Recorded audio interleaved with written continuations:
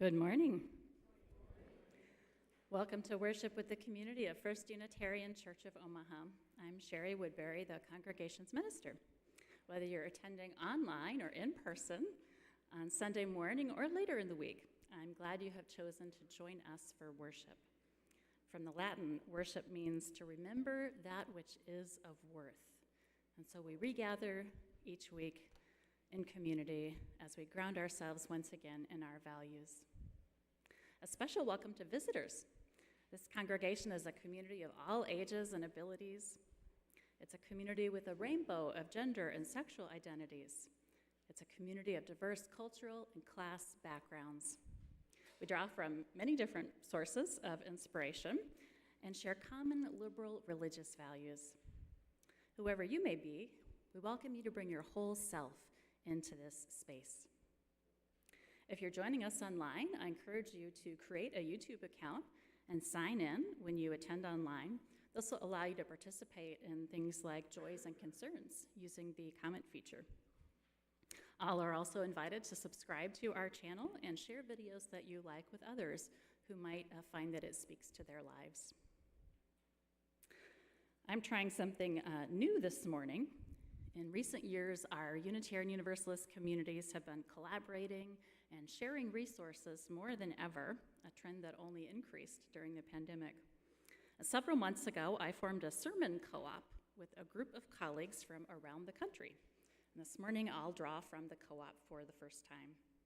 So during the sermon, along with my own words, I'll share and adapt words about seeds that come from Jill Braithwaite, my colleague who serves our church in Brookfield, Wisconsin, and who is a member of the UU Sermon Co-op.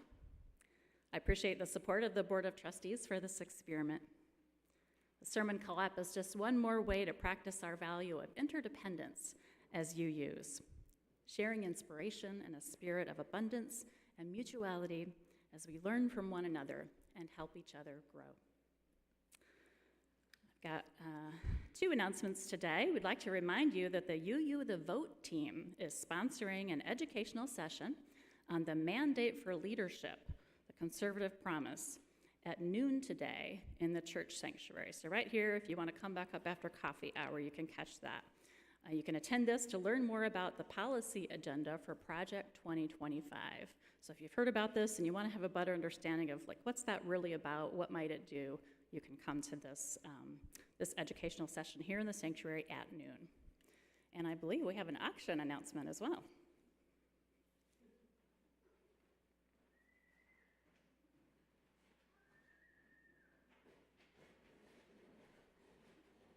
Good morning. It's almost the last week you're going to see me up here, but we're off to a good start. Our auction started online last Friday at 6 a.m., and as of today, just about 48 hours after opening, we're halfway to our goal this year already. So we've raised over 50% of the expected funds. Yeah. So keep going online, keep bidding. We have items, we have services, we have events, we have a lot of business donations this year. If you need any help with registering or bidding, Jessica and I will both be downstairs with our laptops after the service again to help people and to help you peruse the catalog. We also have some highlighted items on a slideshow visualized for you downstairs later. Yeah, let's keep bidding. Thanks. Oh. We do have the party on Friday, and if you've not heard about it or read about it in the very long email that went out to everybody, we have more info on that downstairs as well.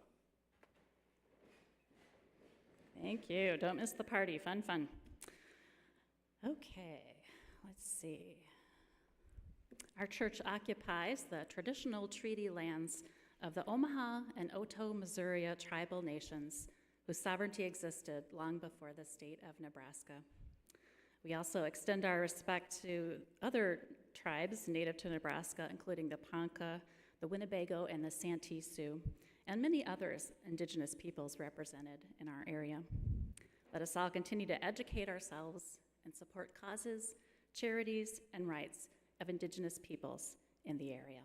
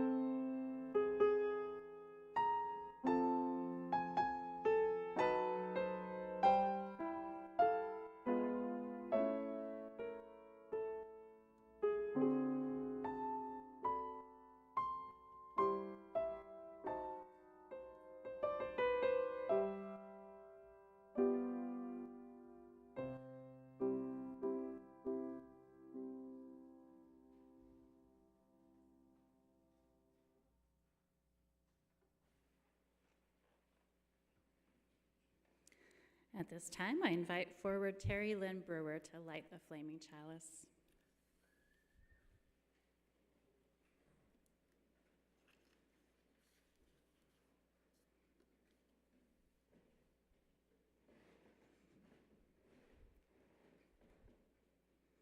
Our chalice lighting words, you can join me if you like. Spark of the Spirit, cupped in earth's embrace, light of love, alive in all creation. As we kindle this flame, we rekindle our connection to the sacred web of life. Thank you, Terry Lynn.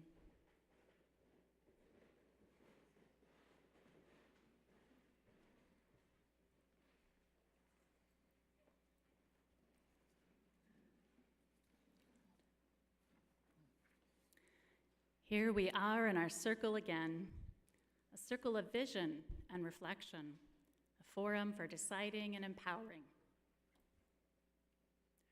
Here we are at the base of another bridge, another space spanning the shores of today and tomorrow, beckoning us to cross the chasm one day at a time. Here we are again, gathered at the cusp of the future, at the boundary that holds community together. We are here in a circle of love and trust, brought to this moment by a series of choices and promises, by hope and gratitude, by our own shadows faced and befriended. With a servant's heart, with a leader's listening, with a parent's love, truer than all our inner trembling, let us model the health we seek for all and lean into community. Somewhere out there, all we dream is possible. Somewhere in here, we are sowing the seeds. I invite you to rise if that feels good to you and join in singing our opening hymn. It's number 1 in the gray hymnal, May Nothing Evil Cross This Door.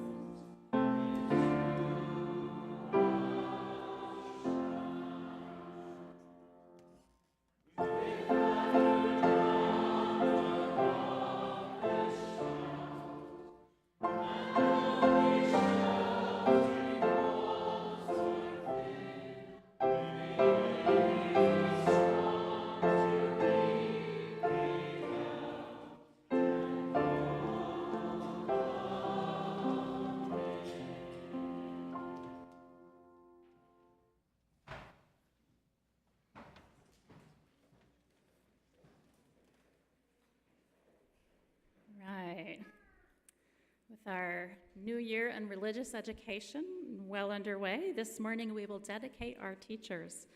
Christina Strong, our Director of Religious Education, joins me in leading the congregation in this ritual.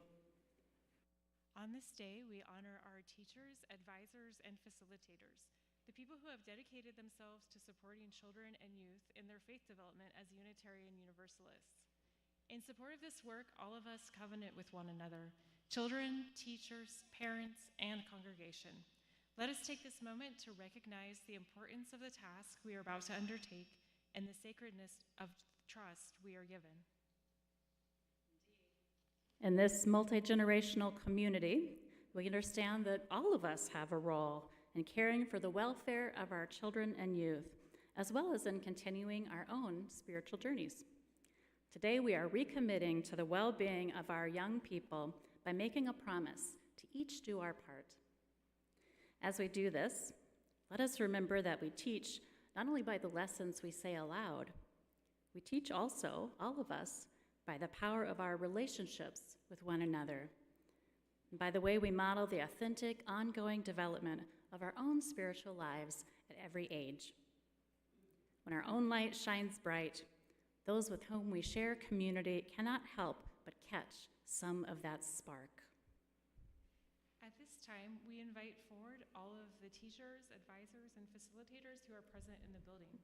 We know that some of you are participating from home, and we invite you to stand too, if you are comfortable doing so, where you are, and participate verbally aloud along with those in the sanctuary. Reverend Woodbury and I will invite in turn the teachers, children, youth, and congregation to participate in a covenant. As we do so, we will let each group know when you may affirm your covenant by saying, "We will." Teachers, advisors, and facilitators, do you covenant together to help and support one another and to work cooperatively in the best interests of all the participants in our religious education programs? Will you honor the trust given to you by our children and youth and their parents? Will you honor the spark of learning that continues to shine in adult learners too? Will you treasure all these relationships with our religious education staff and volunteers, with the children and youth we teach and learn from, with their families as well as adults? If so, you may say, "We will." We will. Children and youth, please rise. Children and youth, please rise. Will you covenant together, which means make a promise, to make new friends and to treat each other with kindness and respect? Will you commit to learn about Unitarian Universalism and share what you have learned with your parents? Will you help build a loving and caring community here at First Unitarian Church? If you will, say, "We will." Congregation, please rise if you're comfortable doing so. Members of Friends of First UU, will you covenant together to provide an atmosphere of support and challenge for these teachers and for the children, youth, and adults in our programs? Will you promise to learn about our faith and continue to grow along with them? Will you promise to be partners with our teachers in the sacred task of nurturing the development of our children? If so, you may say, "We will."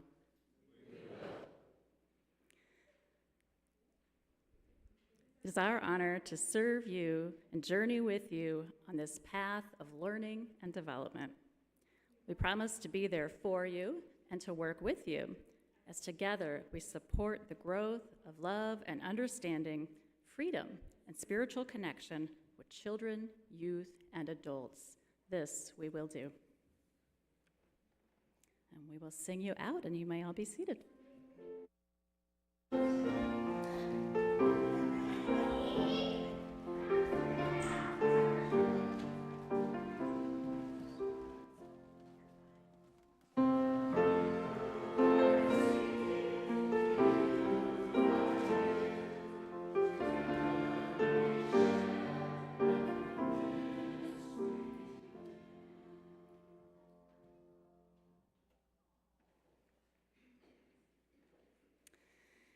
Each week, we practice the character virtue of generosity as we share with others in our offering. Half of undesignated gifts are donated to a local cause which resonates with Unitarian Universalist values. If you're online or prefer to use your smartphone to give, you can use the QR code or link in the program. For October, our Share the Plate recipient is the Clare Cares Food Pantry. It's at Clare Memorial United Methodist Church, which is a congregation in North Omaha with whom our church has long been friends. It's almost Thanksgiving time. Those weeks are ticking by now. And Claire is preparing to provide turkeys and other traditional fare, as well as the usual support they provide at the pantry throughout the year. Please give what you can and help this church to serve members of our community who are hungry. Thank you.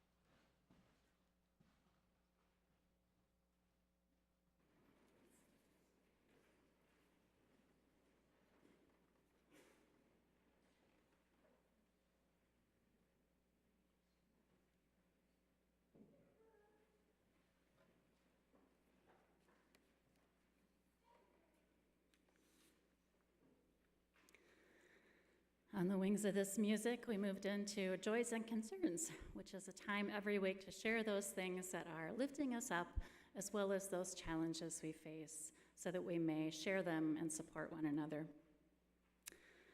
As you may have seen from Friday's e-blast, Donna Neff shares that her brother, Chuck Neff, died peacefully last Sunday, October 13th, of cancer in Williston, North Dakota. Donna is grateful to have had a lot of time with him these past months. She's been a caregiver. An address for condolence cards was included in the e-blast this past Friday. What else do we have, Colin?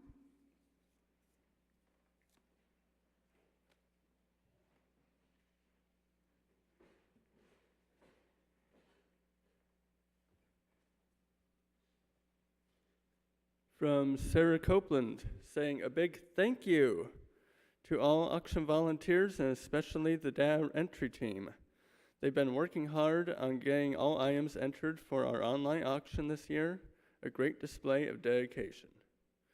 From Trisha Pyatt, saying my joy is having found this church and the people within. I have participated in meetings recently with one common thread, building community. I ask that people who can reach out and talk for a few minutes with a person that they may have only given a nod to in the past, or maybe agree a visitor. Let's take a good thing about our church and share the glow and rejoice in something we can do. And I wish that Elaine Wells can enjoy some of her vacation and has a speedy recovery. From Krista Lee Regier and Della Bynum, saying thank you for all the prayers, well wishes, and text support to Elaine Wells and Henry while she was hospitalized with pneumonia in Italy this past week. She is out of hospital and doing well now, and will be home soon, still waiting for a flight. Elaine says, please thank my church family for their loving support. It has meant the world to me. I hope to see you all next Sunday. That's good news.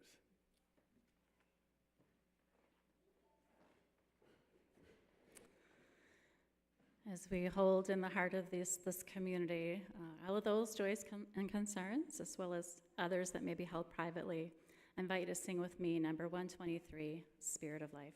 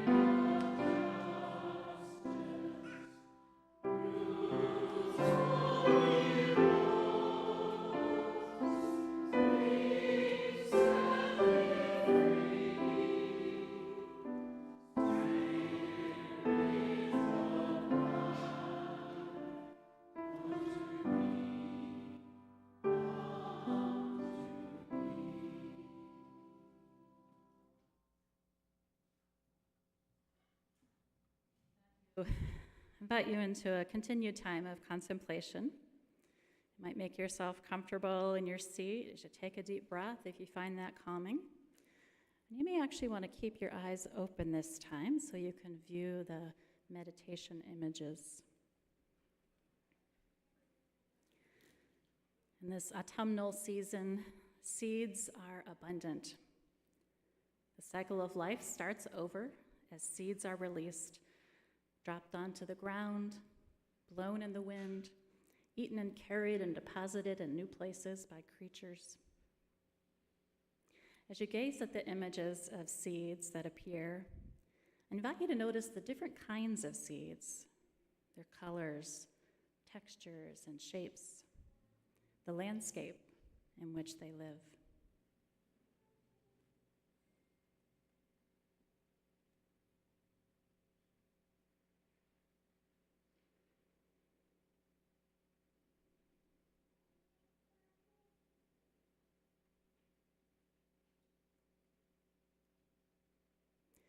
You might also hold this question as you gaze, the question of what is moving deep inside me?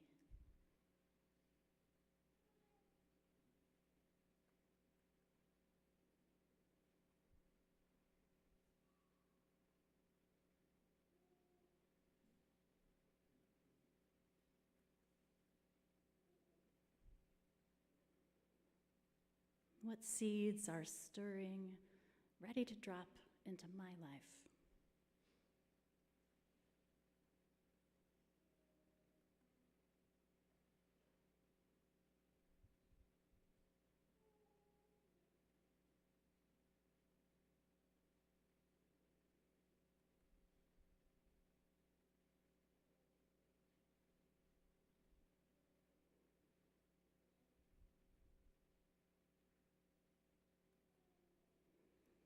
Is there a transformation summoning me?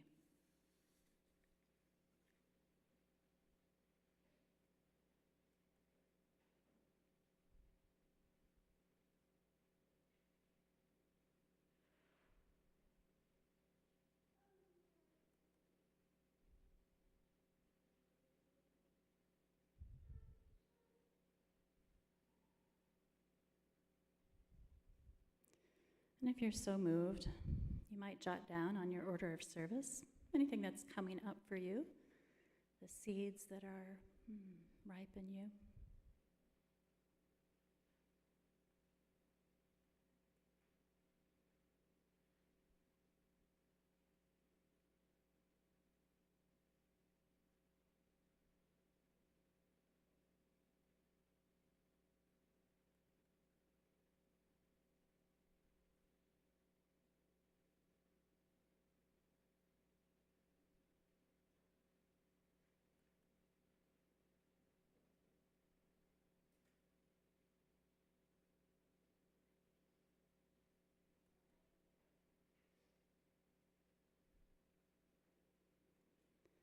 Let us rest in a bit of silence together as each one among us gently holds that question. What is in me now, preparing to germinate?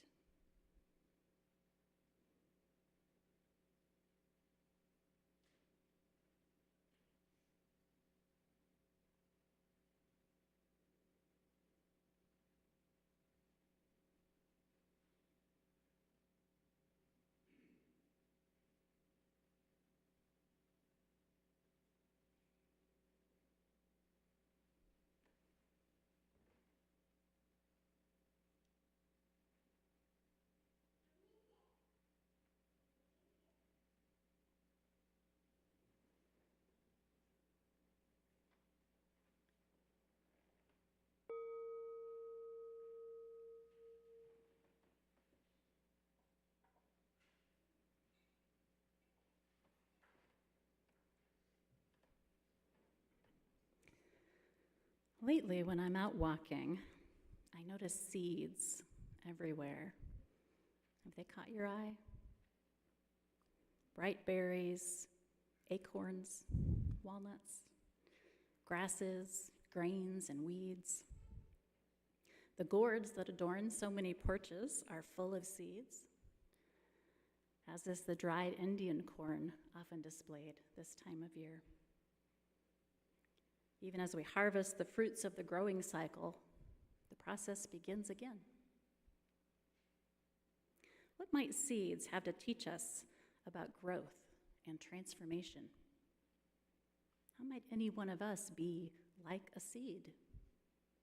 That's what we'll consider this morning. Now, change is not always easy for us humans. It can be a challenging process that demands much of us. Sometimes it's hard to get started, and it can be hard to keep going, right?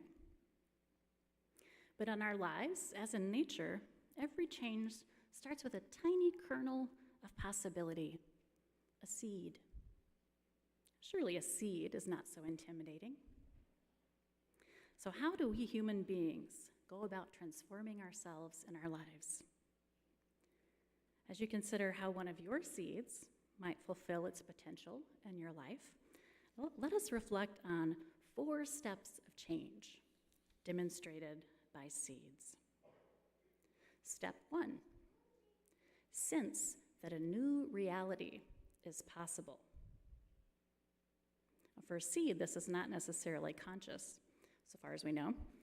What we know for sure is that deep inside itself, a seed carries the potential for transformation, for becoming something else, be it a cheerful little dandelion or a majestic oak tree.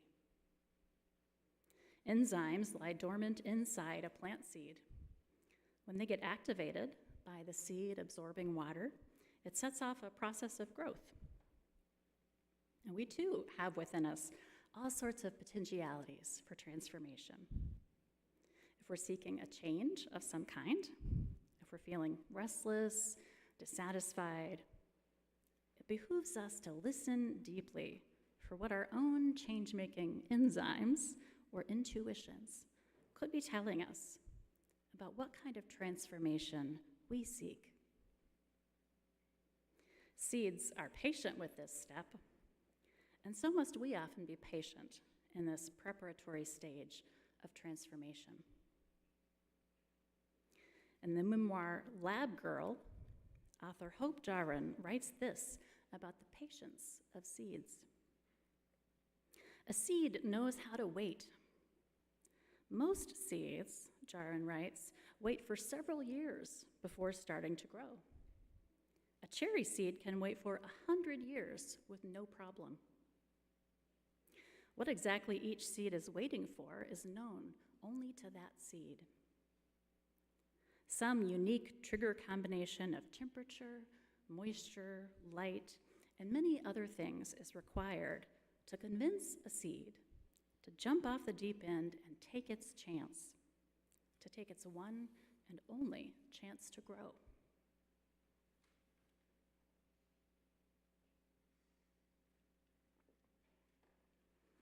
We humans get more than one chance. We get endless chances, but in other ways, we're much like the seed. We await conditions that make growth safe or possible or desirable. We await signals that point us toward a new direction. This can take years. And some forms of growth may never come to pass, which is okay too. And while we are limited by space and time and social circumstances of all kinds, it's true that we are gifted with the ability, unlike seeds, to choose whether and when to jump off the deep end. To choose to take our chance, perhaps our one and only chance for a particular change, to grow and transform in the ways that we desire to. I invite you to reflect for a few moments on your seeds and how you might know when the growing conditions are right for the change that you are longing for.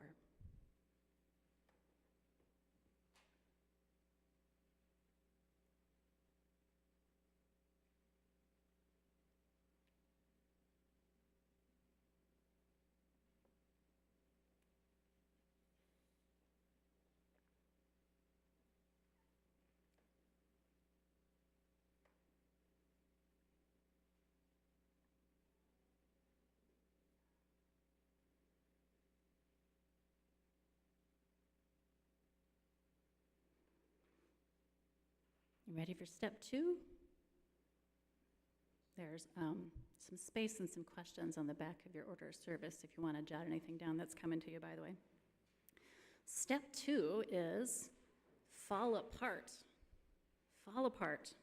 When the teeny tiny embryo inside a seed gets activated by contact with water, and there are the right temperature and light conditions, the seed breaks itself open. It literally falls apart. The shell that has held and protected the seed for so long, possibly years, now disintegrates. A tiny root now reaches downward and continues to draw in water. Cynthia Ocelli, an author, podcaster, and life coach, reflects on seeds and transformation. For a seed to achieve its greatest expression, she writes, it must come completely undone. The shell cracks, its insides come out, and everything changes. To someone who doesn't understand growth, Ocelli writes, it would look like complete destruction. I thought it was interesting that here in the Midwest, many prairie species actually need fire. Some only sprout after a fire burns through. Hence the annual ritual of the prairie burn in some plains locations. To thrive, some of these seeds need to get burned. Intense heat is required to explode their seed cones or crack their hard kernels so that water can leak in and begin the process of growth. That's true for lodgepole pines and jack pines. For other plants, just the smoke alone is enough to signal the seeds to germinate. Wildflowers like blazing star and bee balm thrive after a fire. While fire enhances seed production and germination for grasses like big blue stem and little blue stem, as well as Indian grass. What about us humans? For us, the first moves toward transformation, indeed, do sometimes involve a bit of falling apart. Certain kinds of events in our lives have a way of tearing away our sense of security and safety, not unlike a fire roaring through the woods or the prairie. A significant betrayal by a beloved can shake us to our core. A big loss or a tough medical diagnosis can throw us into a reality of our worst fears being realized. These things and other shifts in life bring with them feelings and experiences that make us feel as if we are literally falling apart, losing all that has held us together. Though we usually don't literally lose our outer covering, big changes that spur us toward transformation often bring with them loss of some kind. You experience this? What was is now no more. We may try to hold on, but eventually we must let go of our current or former state of being.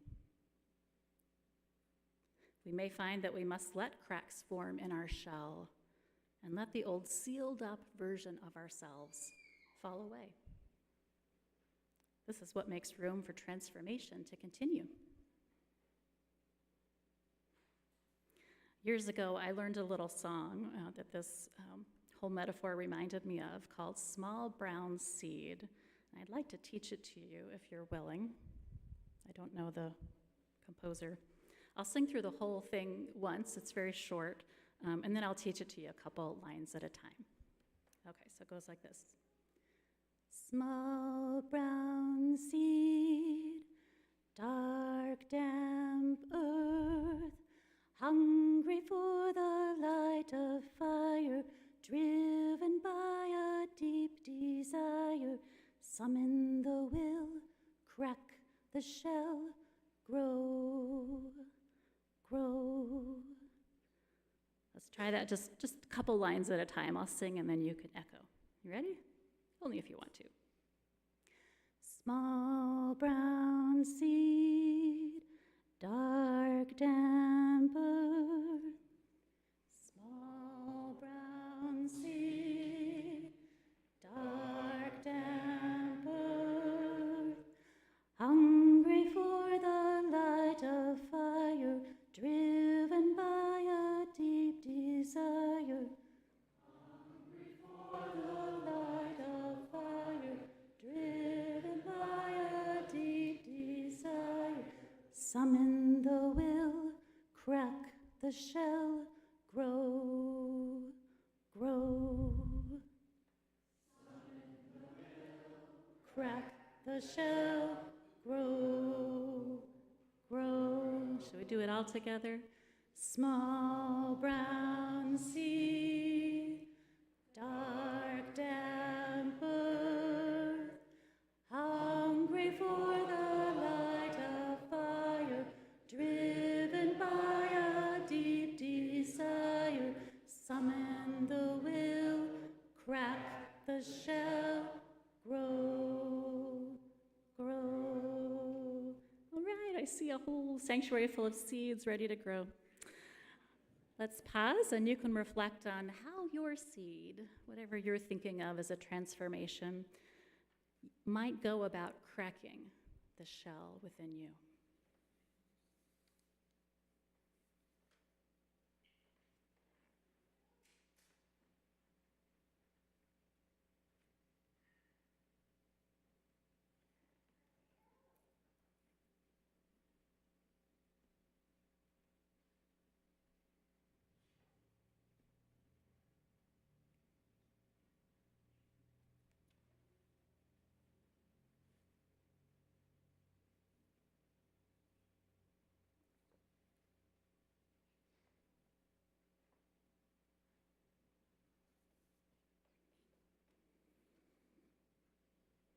All right, so we've got a seed, the shell is cracked, a little shoot has gone down.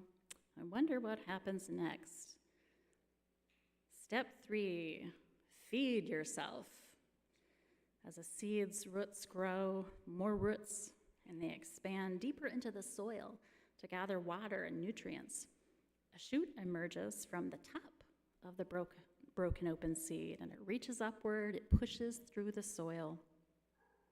Now moving upward above ground, our seed finds the last key resource that it needs, sunlight, as it transforms into what it will become.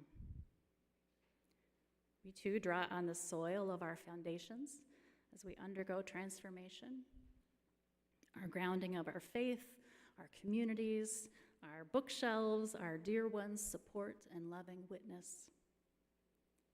Many of us draw on spiritual practices that ground our transformation, that give us comfort, strength, and courage for the work of change.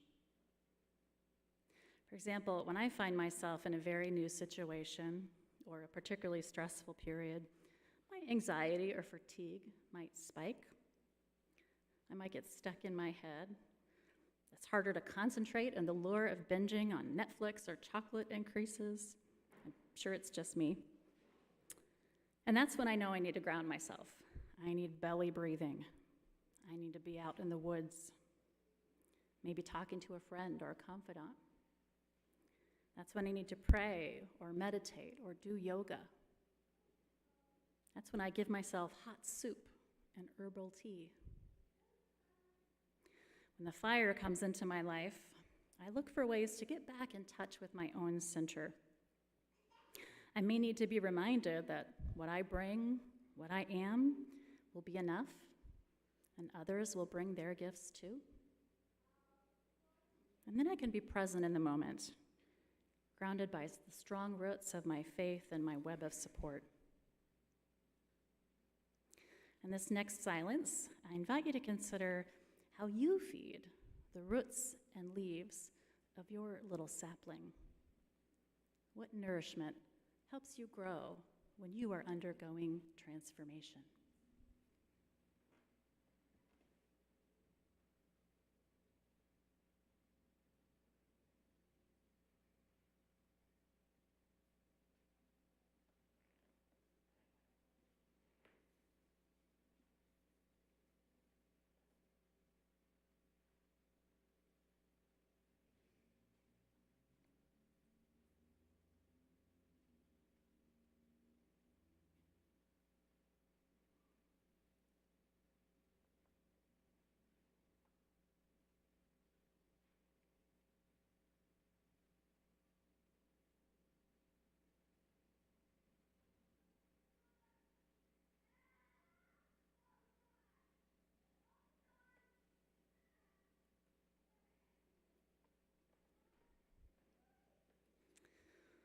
So what comes next after Roots go down and leaves go up.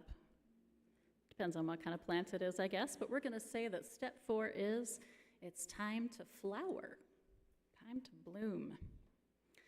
Now a seedling above ground, our former seed begins to grow special kinds of stems, leaves, or flowers, the parts that make it what it specifically has been working to become. In this stage, some seeds transform into yellow roses, some into big, weighty pumpkins on the ground. Some will rise higher and higher over the years as cottonwood or sycamore. Some will spread out along the ground like creeping phlox. For us, this stage means fully allowing and encouraging the new parts of us, or the new way of being, to emerge into the world in all its specificity and beauty. It might feel a little bit vulnerable, but we let it come out. At this stage, we fully exercise our becoming. We too spread out, reach higher, grow deeper, as we bring forth what has been long in the making. And we savor the full blossoming of transformation. Enjoy this fulfillment of what we've been working toward. As time goes on, these fruits of transformation create more seeds, both in actual plants and in the way we live and inspire those around us, leaving legacies of love and beauty. As the seeds fall from so many trees and plants this autumn, it's good to take time to listen for the whispers of transformation that might be stirring within ourselves. If you are contemplating doing some cracking open, you might ask yourself where you find soil that nourishes you and gives you strength for transformation. What is the water that unlocks and refreshes your soul as you move into new ways? What's your sunshine? And how do you enjoy the fruit of your change? We'll listen within one last time for those answers that come to you.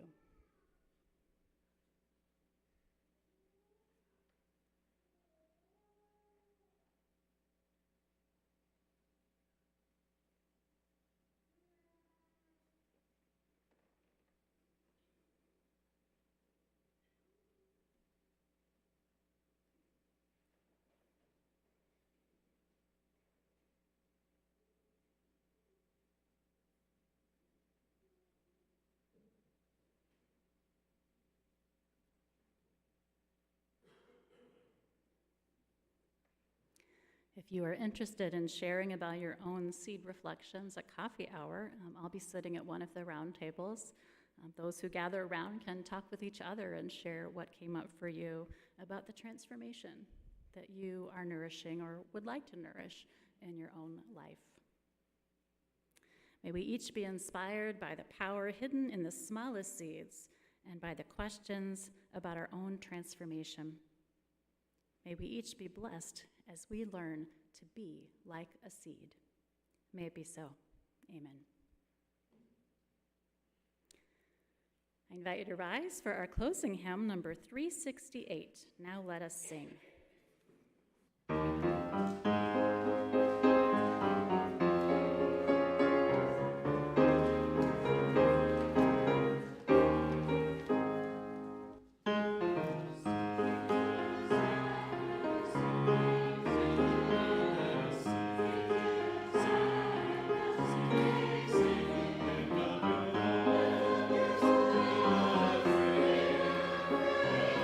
Sing to the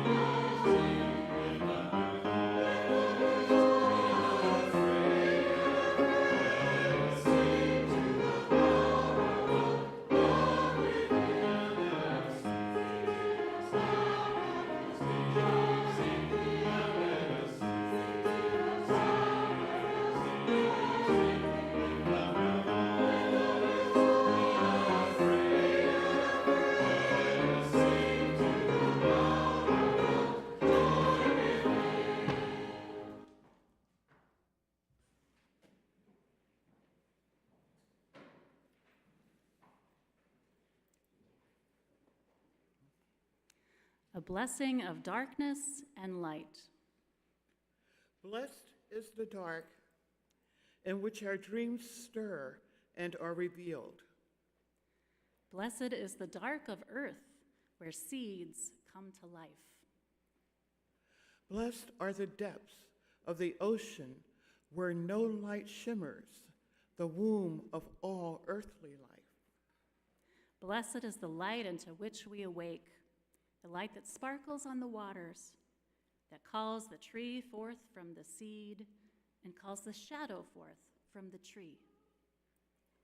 Blessed are we as we move through the darkness and through the light.